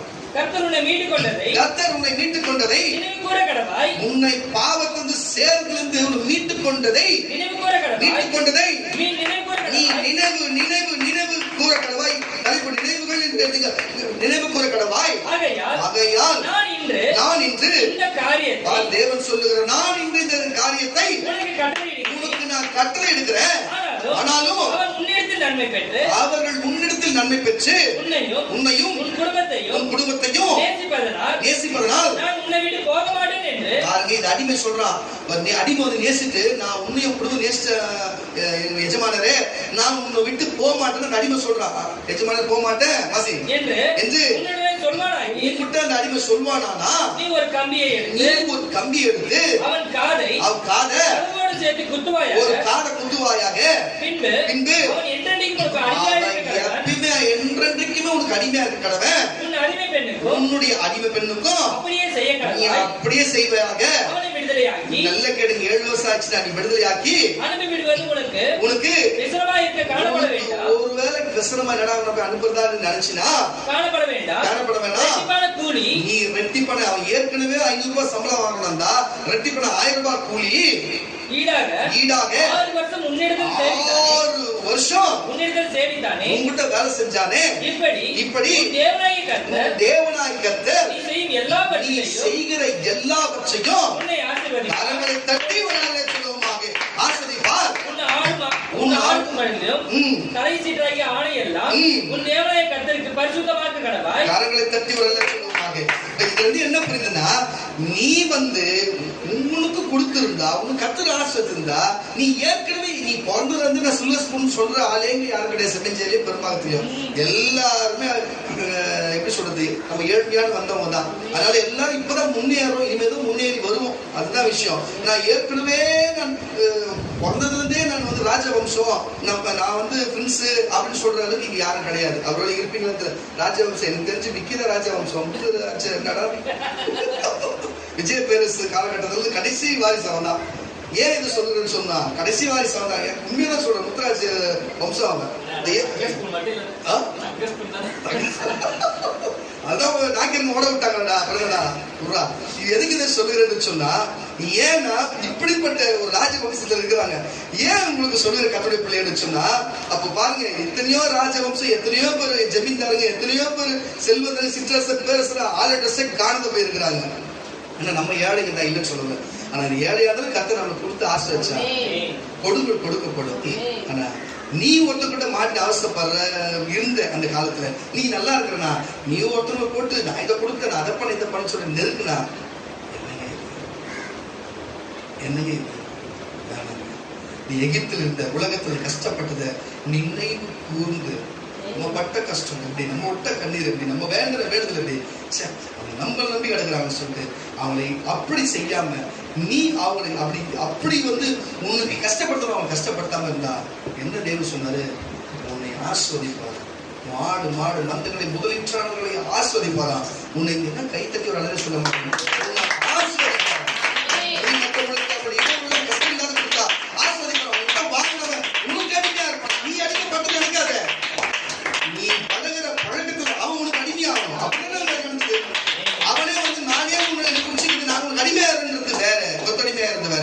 ஒருத்தர் நான் புட்டுக்கான அடிமையாக்குறது வேற. அப்படி அடிமையாக்கினா கஷ்டப்படுவாங்க, இருக்கிறது போயிடும். ஆனா அப்பனா அவனுக்கு அடிமையா இருந்தா எந்த மாற்றமும் இல்லை. அப்படி ஒரு மனசோடு பழச நினைச்சு கொஞ்சம் நினைவு கூறுங்க. கொஞ்சம் நினைக்கணும். செத்தவங்களை நினைக்கிறது போல தேவனு செஞ்ச அற்புதத்தையும் நீ வந்த வாழ்க்கையில இன்னைக்கு எப்படி நல்லா இருக்கிறவரு அதே கொஞ்சம் நினைச்சு பாருங்க. நினைச்சு பாக்குறீங்க. அதையே அவங்களுக்கு செய்வீங்க பாருங்க. உனக்கு ஒருத்தன் பண்ண காரியத்தை ட்ரைனிங் எடுத்துங்க, மற்றவனுக்கு பண்றீங்க பாருங்க. அதுதான் வேணாம். அவன் பண்ணதை நம்ம மற்றவங்க பண்ணக்கூடாது. இயேசுவோட சுபாவத்தை எடுத்து இயேசுவோட சுபாவத்தை அவங்களுக்கு பண்ணணும். புரியுதா இல்லையா உங்களுக்கு? அப்படி செய்யணும் கர்த்தருடைய பிள்ளைகளை. பாருங்க, இன்னைக்கு நான் உங்களுக்கு சொல்லுகிறேன், இப்போ நான் பேசின வார்த்தைகள் எல்லாம் உங்களுக்கு கோபமாகிலும் அவர் என்னதான் பேசுகிறாராகிலும் என்னதான் சொல்லுகிறாராகிலும் இருக்கும் என்று சொன்னா நான் ஒன்றும் உங்களை பண்ணுவதற்கு இல்லை. இதை டிவில பார்க்கிற யூடியூப்ல பார்க்கிற கர்த்தருடைய பிள்ளைகளை உன்னை பார்த்து சொல்லுகிறேன், இந்த சபையை பார்த்து சொல்லுகிறேன், இந்த சத்தத்தை வெளியே கேட்கிறவர்களை பார்த்து சொல்லுகிறேன். ஒண்ணு வாழ்ந்தா உலகம் தான் வேணும். உலகத்துல சொல்லுகிறபடி உலகத்தில் இருக்கிற போல, உலகத்தில் மார்க்கத்தை போல, ஊர்ல தொண்டான் மற்றவர்களை சொல்லுகிறதை போல, நான் அவங்க சொல்லுகிறதை போல தான் நான் வந்து அடக்கம் பண்ணுகிறது. சுடுகாடு கேட்பேன், நான் சமாதி கேட்பேன், அதை வெள்ளை அடிக்க சுண்ணாம்பை கேட்பேன். நீங்க நினைப்பேன்னு சொன்னா உனக்கு தெய்வம் பாகால் தான். உனக்கு பாகால் தேவன் தான். பாகால் கிட்ட ஓடு, அவன் தேவன் அவன் கிட்ட ஓடு. தேவனாகி கர்த்தர் தேவன் என்று சொன்னார். இந்த விடுதலை சுவிசேஷ சபை தேடி ஓடு. அன்றைக்கு இதே வார்த்தை தான் அன்றைக்கு எலியா தீர்க்கதரிசி சொல்லி எலியாவோடு தேவன் இருக்கிறது நிரூபித்து காண்பித்தாரு. இன்றைக்கு எலியாவின் ஆவி கொண்டு எலியாவா என்று சொல்லுகிறேன் உங்களுக்கு. எலியாவின் ஆவி கொண்டு, எலியாவின் ஜீவனை கொண்டு சொல்லுகிறேன். உங்களுக்கு தெய்வம் தான், ஓடு வெளியே. உங்களுக்கு இயேசு தெய்வம் தான். இந்த விடுதலை சுவிசேஷம் உங்களுடைய வாயை பத்திக்கிட்டு சொல்றத கேட்டு நட. அதை நினைவு கூறு, வந்த வழியை நினைவு கூறு. கர்த்தருடைய பரிசுத்த ஆவியார் சொல்லுகிறார். ஹல்லேலூயா. நான் உங்களுக்கு சொல்லுகிறேன் கர்த்தருடைய பிள்ளைகளை, தயவு செய்து கொஞ்சம் புரிந்து கொண்டு நடங்க. தயவு செய்து புரிந்து கொண்டு நடங்க. நீங்கள் மாற்றி நடக்காதீர்கள் கர்த்தருடைய பிள்ளைகளை. தயவு செய்து மாற்றி நடக்காதீங்க. அது நமக்கு நன்மையான காரியத்தை கொடுக்காது. நமக்கு நன்மையான காரியத்தை கொடுக்காது. என்ன நடக்குதுன்னு சொன்னா பாருங்க, எலியா தீர்க்கதரிசி கடந்து வருகிறார். வரும்பொழுது ஜனங்கள் எல்லாரும் அமர்ந்து இருக்கிறார்கள், குந்தி அமர்ந்திருக்கிறார்கள். அவரிடத்தில் வந்து கேட்கிறார் இந்த வார்த்தையை தான், ஏன் இப்படி இருக்கிறீங்க? நீங்கள் தேவன் உங்களுக்கு செய்த நன்மைகளையும் தேவன் உங்களோடு பேசின வார்த்தைகளை உங்களுக்கு நீங்க நினைவு கூறலாமே, நீ ஏன் நினைவு கூறாது இருக்கிறீங்க என்று சொல்லி கேட்கும் பொழுது மறு உத்தரவு கொடுக்கவில்லை. ஒருத்தரும் ஒரு வார்த்தை கூட பேசாம குந்தி உட்கார்ந்து அமைதியா இருந்தானா. அப்பொழுது கேட்கிறார், சரிதான், அப்ப பாகால் பக்கத்துல இவ்வளவு பேர் சேர்ந்திருக்கிறீங்க, ஆனா தேவன் கர்த்தர் பக்கத்துல ஒருத்தரும் வரல. நான் ஒரு காரியத்தை சொல்லுகிறேன், 2 காளைகளை கொண்டு வா. அவங்க பாகால் தீர்க்கதரிசிகள் 450 பேர் இருந்தாங்க. ஆனா இந்த சைடோ பிரதான தீர்க்கதரிசியா எலியா தான் இருக்கிறார். 2 காளைகளை கொண்டு வா, 2 பலிபீடத்தை அவங்களும் பலிபீடத்தை வைக்கட்டும், நம்மளும் ஒரு பலிபீடத்தை நாங்கள் வைக்கிறோம். அங்க எது தேவன் கூப்பிடுச்சோம், தேவன் இறங்கி வந்து அந்த பலிகளை, அந்த பலி தண்ணீரையும் கல்லையும் மண்ணையும் அந்த விறகையும் அந்த காளையும் பட்சித்து அதை எடுத்து போடும் என்று சொன்னா அது தேவனாகட்டும் என்று சொல்லும் பொழுது அங்க பாகாலை வழிபட்டவர்கள் இதே போல செய்தார்கள். எவ்வளவோ பாகாலை கூப்பிட்டார்கள், ஒன்றும் வரவில்லை. ஆனால் இங்கு தேவனாகிய கர்த்தரை நோக்கி நீ தேவனானால் இதை பட்சித்து போடும் என்று சொல்லி வார்த்திருந்த அக்கினி வந்து அங்க இருக்கிற எல்லாத்தையும் நக்கி போட்டு என்று சொல்லி வேதம் சொல்லுகிறது. கர்த்தருடைய பிள்ளைகளே, இப்படிப்பட்ட காரியம் இருக்கிறது. கர்த்தருடைய பிள்ளைகளே, இப்படிப்பட்ட சூழ்நிலைகள் இருக்கிறது, இப்படிப்பட்ட காரியம் இருக்கிறது. கர்த்தருடைய பிள்ளைகளே, நான் சொல்லுகிறேன், தயவு செய்து புரிந்து அப்ப நினைவு கூறும்படி தேவன் இதை சொல்லுங்கள் என்று சொல்லுகிறார். ஏன் இதை நம்ம புரிந்து கொண்டு நடக்காமல் இருக்கிறோம்? எதற்காக இதை புரிந்து கொள்ளாமல் இருக்கிறோம் என்று எனக்கு புரியவில்லை. ஏன் இப்படிப்பட்ட வாழ்க்கையை, ஏன் இப்படிப்பட்ட சூழ்நிலைகளை நம்ம மாறாமல் இருக்கிறோம் என்று எனக்கு புரியல. கர்த்தருடைய பிள்ளைகளே, தயவு செய்து புரிஞ்சு கொள்ளுங்க, தயவு செய்து புரிஞ்சு கொள்ளுங்க, தயவு செய்து புரிஞ்சு கொண்டு நடங்க. கர்த்தருடைய பிள்ளைகளே, இதைத்தான் தேவன் விரும்புகிறார். 1 ராஜாக்களின் புஸ்தகம் 1 ராஜாக்கள் 8ஆம் அதிகாரம் பாருங்க. 1 ராஜாக்களின் புஸ்தகம்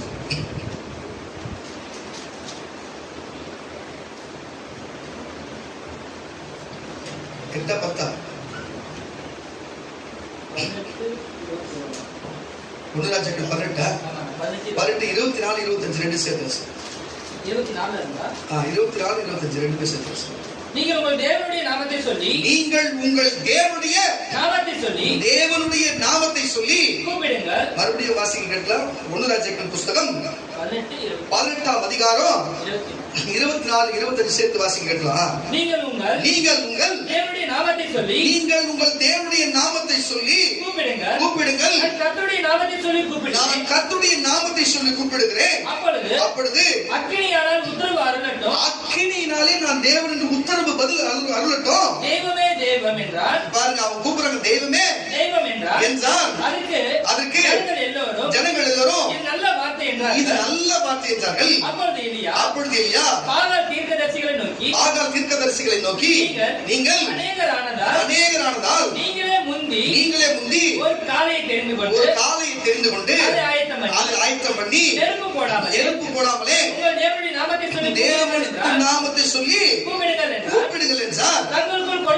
தங்களுக்கு கொடுக்கப்பட்ட காளையை அவர்கள் அவர்கள் வாங்கி ஆயத்தம் பண்ணி பாகாலே உங்களுக்கு உத்தரவு அருளும் என்று காலை தொடங்கி மத்தியானம் வரைக்கும் கூப்பிடுறாங்க. பாகாலின் நாமத்தை சொல்லி பாகாலத்துடைய பேரை சொல்லி கூப்பிடுறாங்க.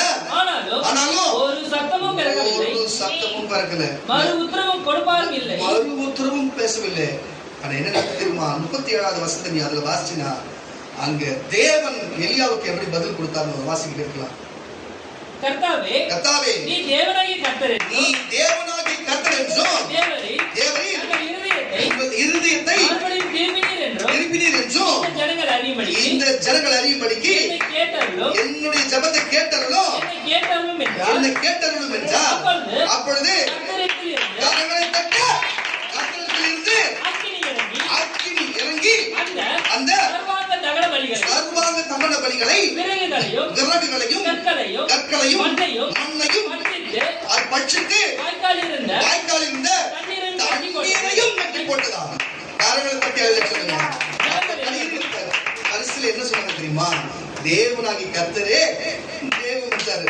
அவனுங்க சொல்லும் போது இந்த வார்த்தை நல்லதா இருக்குதுன்னு, ஆனா இங்க அற்புதம் என்ன வார்த்தை சொல்ற விட்டது வாசி, ஜனங்கள் எல்லோரும் இதை இந்த அற்புதத்தை கண்ட போது குப்புற விழுந்து கர்த்தரே தெய்வம் என்றார்கள். அப்பொழுது எலியா பாருங்க, சும்மா உள்ள எலியா அப்படி 450 பேர் பேக்கப் பண்ணி எடுத்து போயிட்டு நதியான கொண்டு போய் கழுத்தறுத்து சாவடிச்சு போட்டாராம். சும்மா விட்டுறல கிட்ட வாசி.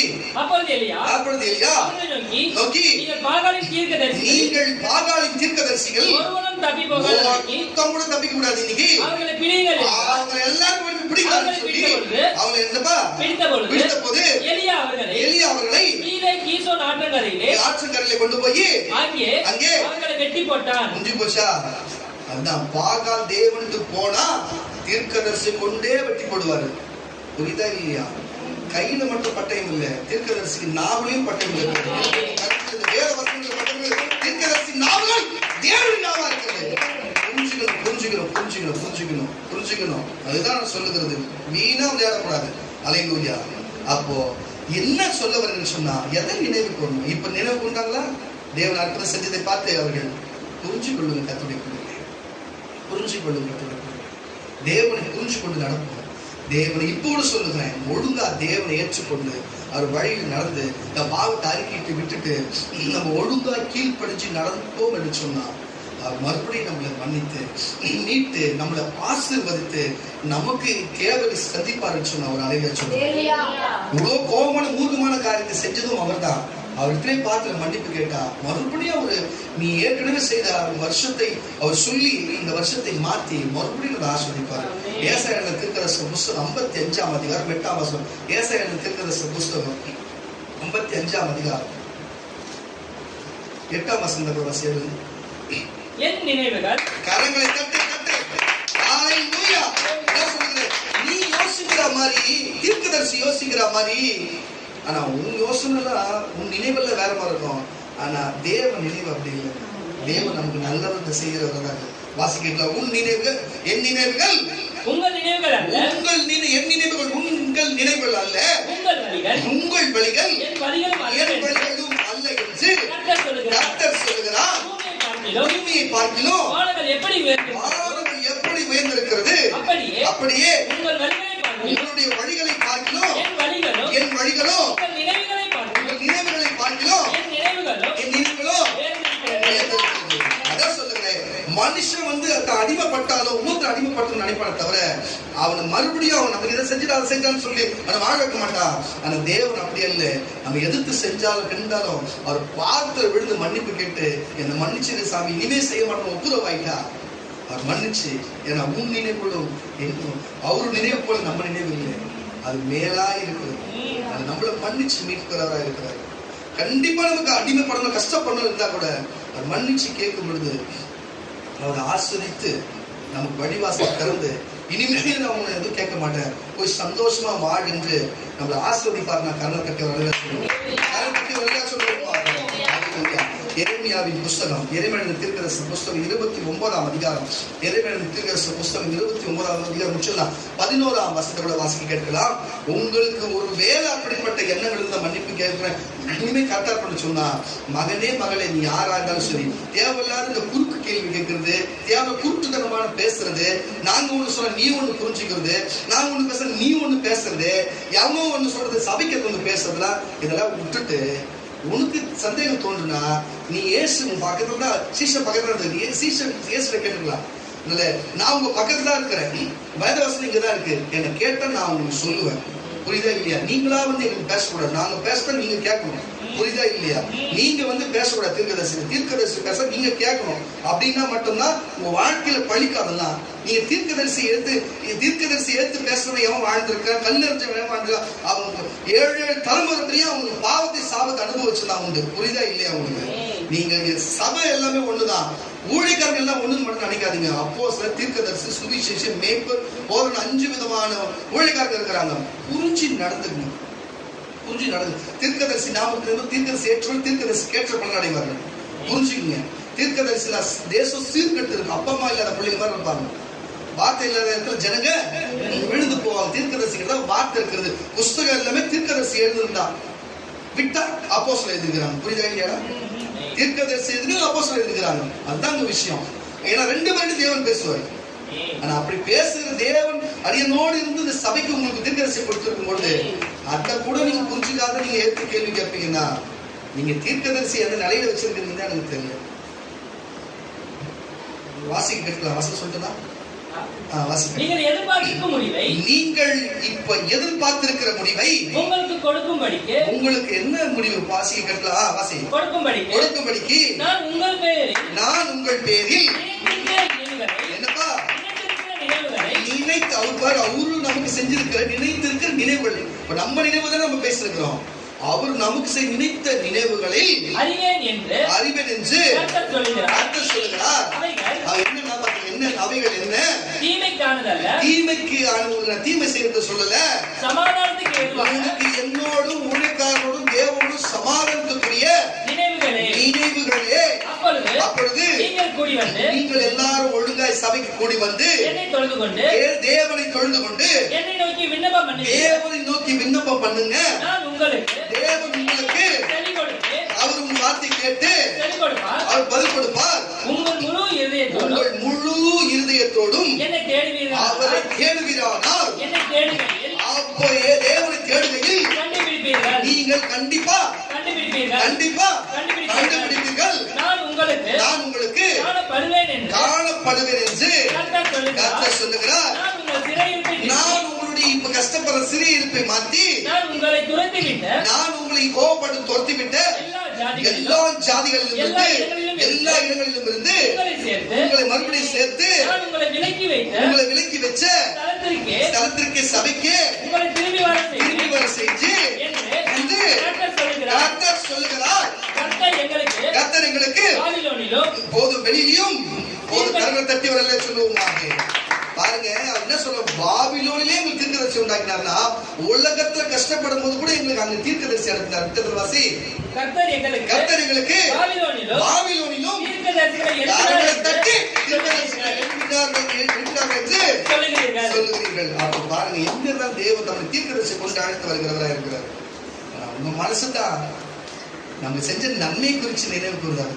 தேவன் எப்படி மீட்டார், ஊழியக்காரர் நமக்கு எப்படி ஜெபம் பண்ணாங்க, இந்த சபை நமக்கு எப்படி ஜெபம் பண்ணுச்சு, சபை நமக்காக எப்படி தாங்குச்சு, சபை நமக்கு எப்படி ஓடி வந்துச்சு. என்னங்க நினைவு கூறுங்க, சபையை நினைவு கூறுங்க, ஊழியக்காரர் நினைவு கூறுங்க, தேவன் நினைவு கூறுங்க, நீ இருந்த இடத்த நினைவு கூறுங்க, நினைவு கூர்ந்து பாருங்க. இன்னைக்கு எப்படி இருக்கு பாருங்க. இன்னைக்கு நீ போனா நீ ஒதுங்கி போய் வேணா கஷ்டத்துல நீ வேணா இருக்கலாம், ஆனா முன்பு இருந்தது நீ நினைவு கூர்ந்து பாரு. உன்னை வச்ச இடம் எப்படிப்பட்ட இடம், உன்னை பார்த்தது எப்படிப்பட்ட பார்வை. தேவன் தம்முடைய பக்கத்துல ஒண்ணு வச்சிருந்தாரு, உனக்கு தேவன் தம்முடைய பக்கத்துல வச்சிருந்தாரு, சபையில அவ்வளவு நெருக்கத்துல வச்சிருந்தாரு, நேருக்கு நேரம் பேசும்படி வச்சிருந்தாரு. ஆனா இன்னைக்கு உன் நிலை என்ன? நீயாவே சிந்திக்கிறது, நீயாவே உனக்குள்ள பேசுறது, நீதான் பேசுறியா? அவனாச்சு பக்கத்துல சீஷோட பேசினான், ஆனா நீயாவே பேசுறது எண்ணிக்கொண்டு இருக்கிற. உன்னோடு பிசாசு பேசுகிறதா என்று யோசிப்பாரு. பிசாசுக்கு இடக்கூடாதுங்கள், எதிர்த்து அப்பொழுது உங்களை விட்டு ஓடி போவோம். நீங்க பிசாசு பேசுறது நீங்க பேசுறத நினைச்சு உள்ளுக்குள்ள இப்படிப்பட்ட காரியத்தை எல்லாத்தையும் உதறி விட்டு எங்கேயோ இருக்கிறீங்களே. இதெல்லாம் என்ன? யாருடைய சிந்தனை? என்ன இது? தேவன் அப்படி செய்யறவர், கொள்ளாதனால சோதிக்கிறவர், நம்மளே சோதனைக்குள்ள ஆகிறோமே. சிந்திச்சு பாருங்க. கர்த்தருடைய பிள்ளை, உங்களை யோசனை பண்ணி பாருங்க. நம்ம செய்யறது சரியா இல்லையா? நம்ம கரெக்டானதா செய்யறோமா? நம்ம கரெக்டானதா செய்யறோமா இல்லையா? நம்ம சிந்தித்து பாருங்க. கர்த்தருடைய பிள்ளை, நீதிமொழிகளின் புஸ்தகம் 15ஆம் அதிகாரம், நீதிமொழிகளின் புஸ்தகம் 15ஆம் அதிகாரம் 26ஆம் வசனத்தோட வாசிக்க முடிச்சுலாம். நீதிமொழிகளின் புஸ்தகம் 15ஆம் அதிகாரம் 27ஆம் வசனத்துக்கு துன்மார்க்கருடைய நினைவுகள் கரங்களை தட்டி விலக சொல்லுவோம். பாருங்க, துன்மார்க்க சபைக்கு வருவான், எல்லாத்துக்கும் வருவான். ஆனா கெட்டவனா இருக்கு. இப்ப தேவனுடைய இருதயம் எப்படிப்பட்டது? நினைவுல இருந்து அவருடைய இருதயத்துக்கு நினைவு எடுக்கிறது. தப்பு பண்ணால் மறுபடியும் அவன் சேர்ந்து வந்தா சேர்த்துக்கணும்னு இருந்ததா? இரண்டிய புஸ்தகத்துல வாசிச்சா சேர்த்துக்கணும் இருந்ததா? எல்லாத்தையும் மறுபடியும் கொடுப்பன்னு இருந்ததா? அதே மாதிரி ஏசாயா புஸ்தகம் வாசிக்கும் போது நினைவு என் நினைவு இல்லை, நான் நீ சிந்திக்கிற போது இல்லைன்னா. ஆனா துன்மார்க்கனா இந்த பூமியில வாழ்ந்தான்னா இந்த கிறிஸ்தவன்ற போர்வை கூட அவன் இருக்கட்டுமே. இப்போ அவன் வாசிக்கும் பொழுது அது உங்களுக்கு இருக்குதா மட்டும் சோதிச்சு பாரு. வாசியா கேட்கலாம். வசனம் துன்மார்க்கருடைய நினைவுகள் கர்த்தருக்கு அருவருப்பானவைகள். துன்மார்க்கருடைய இருதயம் கர்த்தருக்கே அருவருப்பானதா? சுத்தவான்களுடைய வார்த்தைகளோ இன்பமானவைகள். அப்படி தேவையில்லாத தேவனுடைய சிந்தனை போல் உனக்கு இல்லாம மற்ற அடிமை செலுத்தணும், மற்றவங்களை அழிக்கணும், மற்றவங்களை உதாசீனப்படுத்தணும், மற்றவங்களை தொழுத்தணும், மற்றவங்களை ஒதுக்கணும், நம்மளை வேணாம் என்று சொல்லி இதெல்லாம் செய்யும் பொழுது அது யாருடைய சிந்தையா இருக்கிறது? நம்ம கஷ்டப்பட்டு வந்தோமே, இன்னைக்கு நம்ம கஷ்டப்படாது நல்லா இருக்கிறோமே, நம்ம மற்றவங்க கஷ்டப்படுத்தலாமா? யோசனை பண்ணி பாருங்க. நீங்களே உங்களை சிந்திச்சு யோசனை பண்ணி பாருங்க. 1 கொரிந்தியர் புஸ்தகம் 11ஆம் அதிகாரம்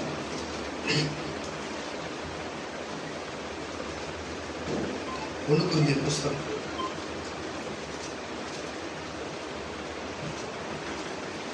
11ஆம் அதிகாரம் 13ஆம் வசனம். 1 கொரிந்தியர் 24-25 வாசி. 1 கொரிந்தியர் 11 தானே? ஆமா, 1 கொரிந்தியர் 11 24-25 வாசி. ஸ்தோத்திரம் பண்ணி அதை விட்டு நீங்கள் வாங்கி புசியுங்கள். இது உங்களுக்காக பிற்கப்படுகிற என்னுடைய சரீரமாய் இருக்கிறது.